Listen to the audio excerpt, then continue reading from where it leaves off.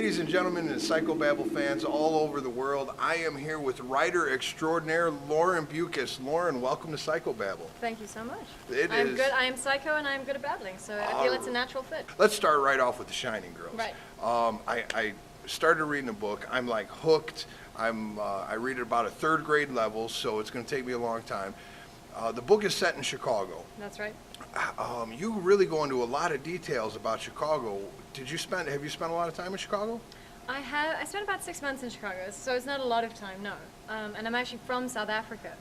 So really? You have an American accent? My accent is completely messed up. I am a mongrel of the world. I read in your bio that you went back to South Africa. That's home. Yeah. But so was the trip to Chicago, the 6 months in Chicago, was that purely research, or did you not know that? I didn't know. You know what? I moved to New York for love in 2000, and it was a disaster. Yeah. Complete kind of atom bomb levels of disaster. And I had friends who were staying in Chicago who I knew from South Africa, and they said, look, just come here, get over your heartbreak.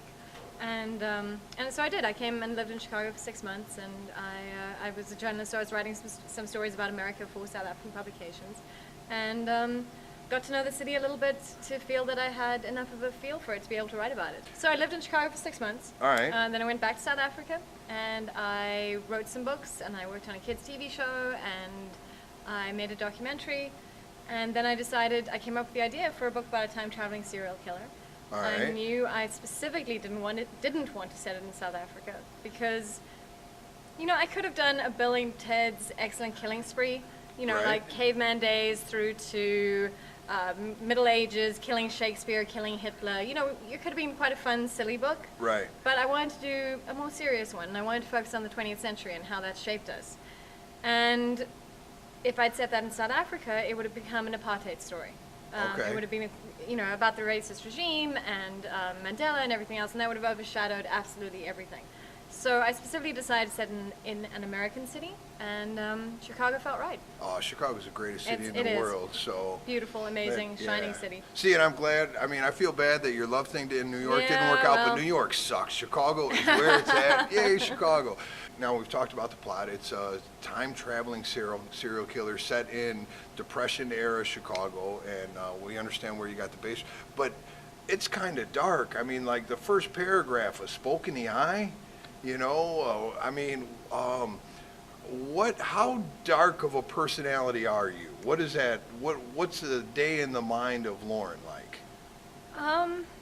It's mainly pretty silly, actually. Yeah. Yeah. I don't know. I mean, I have to write about this stuff. I have to get it on the page. But, you know, for a long time with my previous book, Zoo City, I wrote that at night while I was working on a kids' cartoon show for Disney. So it was great because I got to exercise both sides of my personality. I got to like vent all the cuteness during the day, and then at night I got to like really get into the darkness. For this book, I came back to Chicago in 2012. I was here for 2 weeks, which doesn't sound like a long time, but I covered a lot of ground. I location scoured. I went to the actual locations in the book, from the back corridors of the Congress Hotel, kind of running around there. It's very creepy. Through to Montrose Beach, where one of the major attack scenes happens, the Fisher Building, you know, just really visiting the locations, but also interviewing people. So I interviewed sports reporters, because one of my characters is a baseball journalist. And I interviewed a Chicago cop to find out about what evidence my character would have access to. And, you know, so basically what happens is, it's a book about a time-traveling serial killer. Right. Jumping around between time, stalking girls through the eras, completely unstoppable until one of his victims survives. And she's turning the hunt around. But, you know, she's a civilian. She doesn't have access to police records. She can't afford a PI. She knows that this guy is a serial killer. She knows that this is not a once-off crime, but she doesn't know how to begin to try to find him. Right, and now he finds her when she's 6. Yep, he comes to her when she's 6. He gives her an impossible present. It's 1974, and he gives her a My Little Pony, which they were only invented in 1982. So it's a completely impossible present, and he tells her that he'll be back for it. Right. And he does come back in 1989 when she's grown up, and he tries to kill her. All right, so there we go. We've given away most of the book, but you still have to pick it up and read it, you illiterate because it is a great book. So I love that you have this like awesome kick-ass female support team.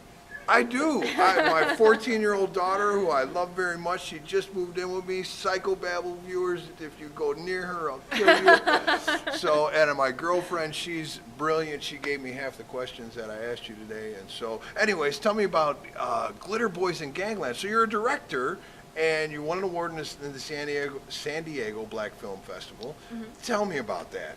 Well, it's a documentary about Cape Town's biggest female impersonation beauty pageant.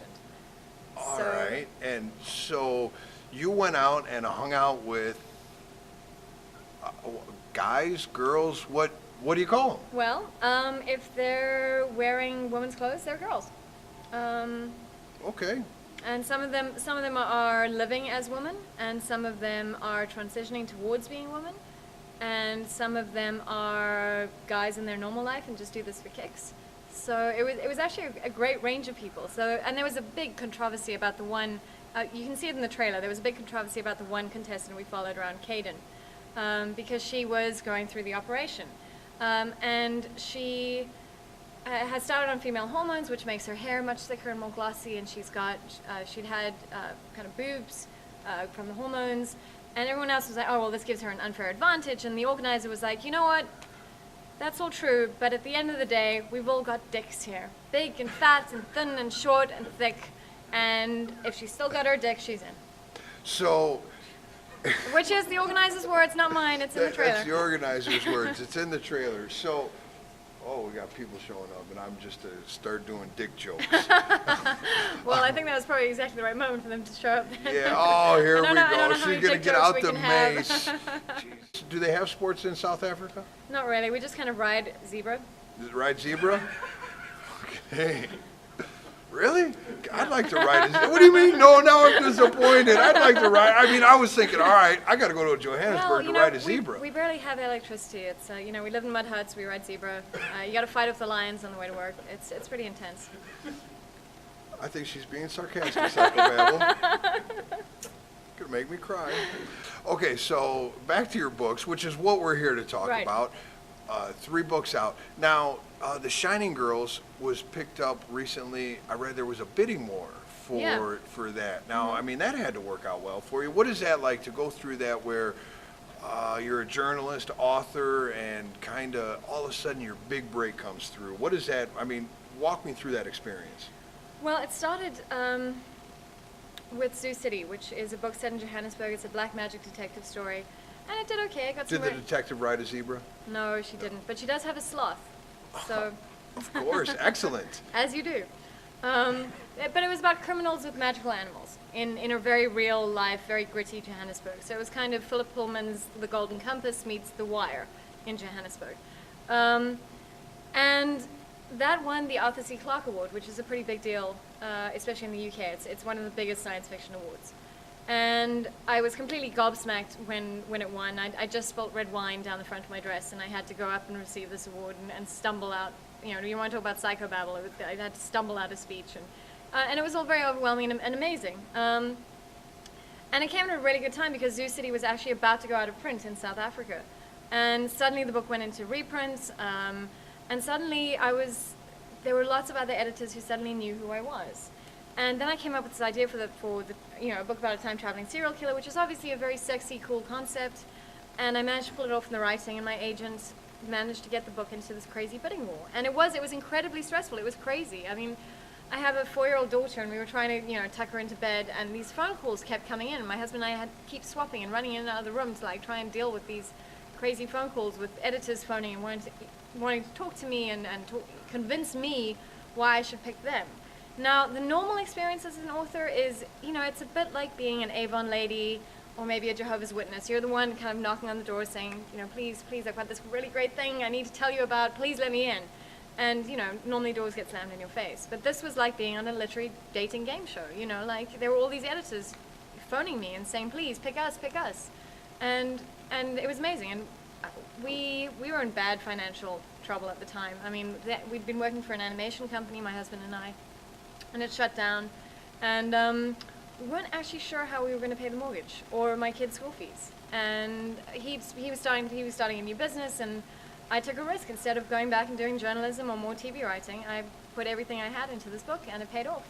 And it was just life-changing. It was phenomenal.